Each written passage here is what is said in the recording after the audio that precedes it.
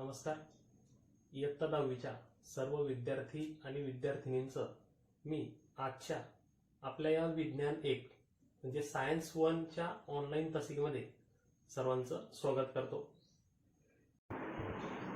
विद्यार्थी मित्रांनो, मागच्या तासाला आपण केमिकल रिॲक्शन या मुद्द्याला सुरुवात केलेली होती. त्याच्याच पुढे आपण कंटिन्यू करणार आहोत. तर या ठिकाणी पेज नंबर 31 वरती आपण एक तक्ता पाहिला होता, ज्याच्यामध्ये 5 ॲक्टिव्हिटीज दिलेले होते आणि त्याच्यानुसार तो ऑब्झर्वेशन टेबल कंप्लीट करायचा. इथपर्यंत आपण पाहिलं होतं. तर या ठिकाणी पहा, फाइंड आउट म्हणून एक मुद्दा दिलेला आहे, शोध घ्या म्हणून.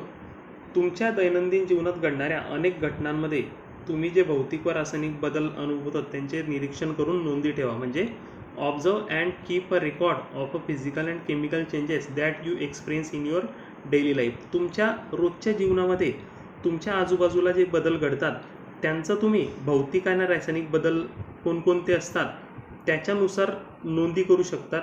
म्हणजेच जे बदल परमनंट असतील ते रासायनिक बदल, आणि जे बदल हे टेम्पररी असतील, तात्पुरते असतील, त्याला आपण भौतिक बदल असं म्हणतो, फिजिकल चेंज असं म्हणतो. A physical change takes place due to change in parameters such as temperature, pressure, म्हणजेच तापमान व दाब यांच्यासारखे परिमापी बदलल्यामुळे भौतिक बदल हे घडत असतात. Often a physical change is reversible. बऱ्याच वेळा भौतिक बदल हा प्रत्यावर्ती असतो, म्हणजे रिव्हर्सिबल असतो. त्याला आपण पुन्हा रिव्हर्स करू शकतो, झालेला बदल नाहीसा करू शकतो. The composition of matter remains the same in a physical change. म्हणजे भौतिक बदलामध्ये द्रव्याचं जे संघटन आहे ते तसेच राहते. For example, ice is transform into water on heating and water is transform into ice on cooling. म्हणजेच बर्फ तापवल्यावर त्याचं पाण्यात रूपांतर होतं आणि पाण्याला थंड केल्यानंतर त्याचं बर्फामध्ये रूपांतर होते. On a contrary, if the composition of matter changes during a process then it is called a chemical change. याच्या उलट एखाद्या प्रक्रियेत जर द्रव्याचं संघटन बदलत असेल तर त्याला आपण रासायनिक बदल असं म्हणतो. When we call a particular process or phenomenon as a chemical change, some chemical reactions are taking place in the concerned matter. जेव्हा एखादी प्रक्रिया किंवा घटना म्हणजे रासायनिक बदल आहे असं आपण म्हणतो, तेव्हा संबंधित द्रव्यात काही रासायनिक अभिक्रिया या घडलेल्या असतात.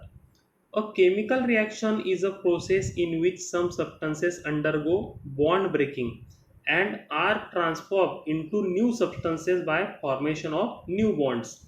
The substances taking part in a chemical reaction are called reactants, whereas the substances formed as a result of a chemical reaction by formation of new bonds are called products. For example, formation of carbon dioxide gas by combustion of coal in air is a chemical reaction. In this reaction, coal, which is carbon, and oxygen, which is taken from air, are the reactants, while carbon dioxide is the product. A chemical reaction is represented by writing a chemical equation. रासायनिक अभिक्रिया म्हणजे ही एक अशी प्रक्रिया असते की जी घडत असताना काही पदार्थांमधील रासायनिक बंधांचं विभाजन होतं आणि नवीन रासायनिक बंध तयार होतात व त्या पदार्थांचे रूपांतर एखाद्या नवीन पदार्थामध्ये होते. जे पदार्थ या बंध विभाजनाद्वारे रासायनिक अभिक्रियेत भाग घेतात, सहभागी होतात, त्यांना अभिक्रियाकारक किंवा अभिकारक असं म्हणतात. आणि या उलट रासायनिक अभिक्रियेचा परिणाम म्हणून जे नवीन बंध तयार होऊन नवीन पदार्थ तयार होतात त्यांना उत्पादिते असं म्हणतात. उदाहरणार्थ, कोळशाचं हवेत ज्वलन होऊन कार्बन डायऑक्साईड हा वायू तयार होतो. ही एक रासायनिक अभिक्रिया आहे आणि या अभिक्रियेत कोळसा म्हणजे कार्बन व ऑक्सिजन हा हवेमधील, हे अभिकारक आहेत, तर कार्बन डायऑक्साईड हे उत्पादित आहे. रासायनिक अभिक्रिया दर्शवण्यासाठी रासायनिक समीकरण लिहिले जाते. तर आपण आता पेज नंबर 32 वरती पाहायचं आहे. या ठिकाणी मुद्दा आहे, पहिला मुद्दा आहे केमिकल इक्वेशन म्हणजे रासायनिक समीकरणे. Let us first look at the chemical reaction in the activity 2. म्हणजे कृती 2 मध्ये तुम्ही पाहिलं आहे, मागे आपण कृती पाहिल्या होत्या की त्या ठिकाणी 5 कृती दिलेल्या होत्या, त्यापैकी दुसरी जी कृती आहे ती तुम्ही जर पाहिली तर let us first look at the chemical reaction in the activity 2. A colourless solution of zinc sulphate ZnSO4 is form on addition of zinc dust to the blue solution of copper sulfate CuSO4. This chemical reaction can be written in brief as follows. म्हणजे प्रथमे कृती number 2 मध्ये जी पान number 31 वरती दिलेली आहे त्यामध्ये copper सल्फेटच्या निळ्या रंगाच्या द्रावणात जस्ताची पूड घातल्यावर झिंक सल्फेटचे रंगहीन द्रावण तयार होते आणि ही रासायनिक अभिक्रिया पुढील प्रमाणे आपल्याला संक्षिप्त रूपात मांडता येते. मग या ठिकाणी पहा रिॲक्शन कशी दिलेली aqueous solution of copper sulphate plus zinc dust gives म्हणजे बाण दाखवलेला आहे. Aqueous solution of zinc sulphate plus copper म्हणजे कॉपर सल्फेटचे जलीय द्रावण, जलीय म्हणजे काय तर पाण्यातील द्रावण, अधिक जस्ताची भुकटी म्हणजे पावडर आणि बाण दाखवलेला आहे उजवीकडे झिंक सल्फेटचे जलीय द्रावण अधिक तांबे. This is simple way of representing a chemical reaction in words is called a word equation.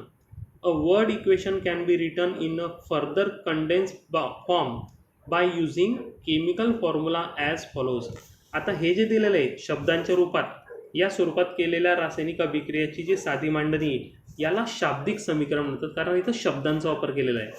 हेच शाब्दिक समीकरण आणखी छोट्या स्वरूपात म्हणजे संक्षिप्त स्वरूपात आपल्याला लिहिता येतं, ते म्हणजे रासायनिक सूत्रांचा वापर करून. तर ते पहा या ठिकाणी पुढील प्रमाणे लिहिलेलं आहे. CuSO4 plus Zn gives ZnSO4 plus Cu. म्हणजे बाण दाखवलेला आहे त्यांच्यामध्ये CuSO4 आणि Zn यांच्यामध्ये अभिक्रिया झाली आणि काय तयार झालं ZnSO4 अधिक Cu कॉपर तयार झालं. The representation of chemical reaction in a condensed form using chemical formula is called as a chemical equation. This is the definition of chemical equation. म्हणजे रासायनिक सूत्रांचा वापर करून रासायनिक अभिक्रियेच्या संक्षिप्त म्हणजे काय तर लहान स्वरूपात, छोट्या स्वरूपात, संक्षिप्त स्वरूपात केलेल्या मांडणीला रासायनिक समीकरण असे म्हणतात. वरील समीकरणात in the above equation copper sulphate means CuSO4 and zinc Zn are the reactants. आता पहा ज्यांच्यामध्ये रिॲक्शन होते त्यांना रिॲक्टंट म्हणतात. म्हणजे CuSO4 आणि Zn हे दोघंही रिॲक्टंट आहे कारण त्यांच्यामध्ये रिॲक्शन होते. They react with each other to form copper particles. त्यांचे एकमेकांबरोबर अभिक्रिया होऊन संपूर्णपणे वेगवेगळे गुणधर्म असलेले तांब्याचे कण Cu व रंगहीन झिंक सल्फेटचे द्रावण हे तयार होतं. म्हणजे to form copper particles and solution of colourless म्हणजे रंगहीन, ज्याला रंग नसतो, zinc sulphate ZnSO4 as the products having totally different properties. The ionic bond in the reaction CuSO4 breaks and the ionic bond in the product ZnSO4 is formed during the reaction. म्हणजे अभिक्रिया होताना CuSO4 या अभिकारकामधील आयनिक बंधांचं विभाजन होतं, तसंच ZnSO4 या उत्पादितातील आयनिक बंध अभिक्रिया होताना तयार होतात. पुढे पहा रायटिंग अ केमिकल इक्वेशन म्हणजेच रासायनिक समीकरणाचे लेखन की रासायनिक समीकरण हे कसं लिहिलं जातं. Let us now see the conventions followed while writing a chemical equation. म्हणजे रासायनिक समीकरणाचं लेखन करताना लिहिताना कोणते संकेत पाळले जातात, कोणते नियम पाळले जातात ते आता वन बाय वन आपण पाहूया. मग पहिला मुद्दा आहे in a chemical equation the reactants are written on the left hand side while the products on the right hand side. An arrow heading towards the products is drawn in between them. This arrow indicates the direction of reaction. म्हणजे रासायनिक समीकरण लिहिताना अभिक्रियाकारके म्हणजे ज्यांच्यामध्ये अभिक्रिया होणार आहे असे डाव्या बाजूला लिहितात आणि जो पदार्थ तयार होणार आहे, जो प्रोडक्ट मिळणार आहे तर उत्पादिते म्हणतो, ते उत्पादिते आपण उजव्या बाजूला लिहिली जातात. अभिक्रियाकारकांपासून उत्पादितांच्या दिशेने जाणारा बाण या दोघांच्या मध्ये काढला जातो. हा जो बाण असतो हा त्या रासायनिक अभिक्रियाची दिशा दर्शवतो. दुसरा मुद्दा पहा, if the reactants or products are two or more they are linked with a plus sign in between them. For example, in the equation 2, a plus sign is drawn in between the reactants CuSO4 and Zn. Similarly, a plus sign is drawn in between the products ZnSO4 and Cu. जर दोन किंवा दोनपेक्षा जास्त अभिक्रियाकारके किंवा उत्पादिते असतील तर त्यांच्यामध्ये अधिकचा चिन्हांचा वापर केला जातो. उदाहरणार्थ समीकरण 2 मध्ये सुद्धा CuSO4 आणि Zn यांच्यामध्ये अधिकचं चिन्ह वापरलेलं आहे. या अभिक्रियाकारकांमध्ये अधिकचं चिन्ह वापरलेलं आहे. तसंच ZnSO4 व Cu हे प्रोडक्ट्स आहेत म्हणजे उत्पादित आहेत, यांच्यामध्ये सुद्धा अधिकचं चिन्ह वापरलेलं आहे. तिसरा मुद्दा पहा, to make the chemical equation more informative the physical states of the reactants are indicated in the equation. Their gaseous, liquid and solid states are indicated by writing the letters G, L, S. G for gaseous, L for liquid, S for solid respectively. In the brackets, moreover, if the product is gaseous, instead of G, it can be indicated by an arrow pointing upward म्हणजे वरच्या दिशेला जाणारा बाण. If the product form is insoluble solid in the form of precipitate then instead of solid it can be indicated by an arrow downward, arrow pointing downward म्हणजे खालच्या दिशेला जाणारा बाण. When reactants and products are in the form of solution in water they are said to be present in aqueous solution state. This state indicated by putting the letters AQ in brackets after their formula.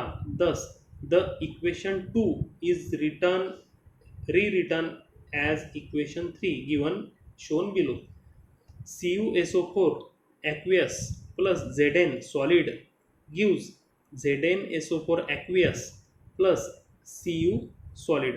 म्हणजे रासायनिक समीकरण जास्त माहितीपूर्ण बनवण्यासाठी अभिक्रियाकारके आणि उत्पादिते यांच्या भौतिक अवस्था या समीकरणामध्ये नमूद करतात.